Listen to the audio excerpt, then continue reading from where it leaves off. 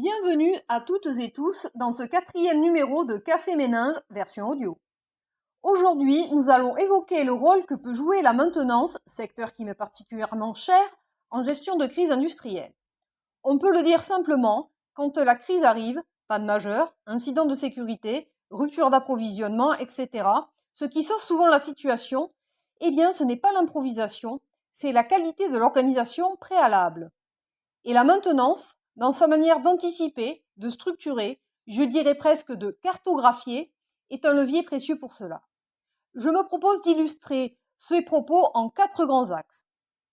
Premier axe, la maintenance est déjà une culture de gestion du risque.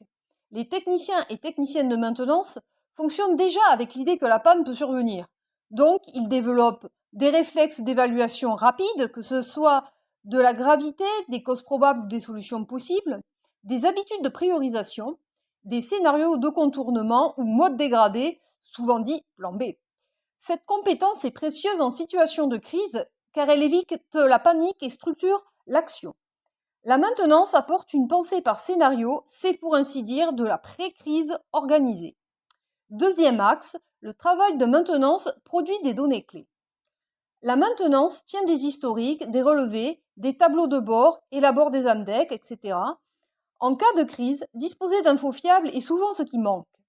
Or, les documents techniques, plans, procédures d'intervention, nomenclature et j'en passe, c'est souvent la maintenance qui les tient à jour, enfin idéalement. Qui sait quelles pièces sont interchangeables? La maintenance. Qui connaît les personnes ressources dans les différents services? La maintenance. Qui peut dire où sont les points de fragilité et les pannes critiques? Encore la maintenance. La maintenance devient la boussole de la crise. Troisième axe. La maintenance est au carrefour de plusieurs métiers. En situation normale, la maintenance travaille déjà avec la production, avec les fournisseurs, avec les services supports, avec la hiérarchie.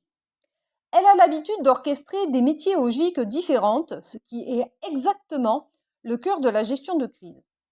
Un bon maintenancier est presque un médiateur technique. Or, en situation de crise, il est crucial que tout le monde aille dans le même sens. Quatrième axe. La maintenance sait documenter et capitaliser l'expérience. Après coup, la gestion de crise sans retour d'expérience donne les mêmes crises plus tard, sans surprise. La maintenance, pour sa part, tend, même s'il reste parfois des progrès à faire, à développer une culture de la mise en historique à l'aide des retours d'expérience, de l'analyse de causes racines avec le diagramme d'Ishikawa, les 5 pourquoi, pour ne citer que ces exemples, et avec des mises à jour de procédures. Ce sont les fondations pour l'amélioration durable de l'organisation post-crise. Encore plus concrètement, pour améliorer l'organisation de la gestion de crise, la maintenance peut, petit 1, formaliser des scénarios prédéfinis de panne ou de rupture, c'est-à-dire le fameux mode dégradé.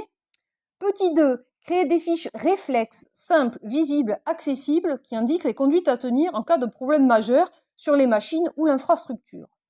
Petit 3, identifier les fonctions vitales à maintenir en priorité pour chaque équipement. Petit 4, tenir à jour une cartographie claire des compétences et ressources au sein du service maintenance. Et petit 5, participer activement aux exercices de simulation de crise. Avant de nous quitter, j'espère avoir mis en valeur à quel point la maintenance est un outil précieux de la gestion de crise, que cela concerne les moments avant, pendant ou après celle-ci. En attendant un nouvel épisode, je vous dis à bientôt.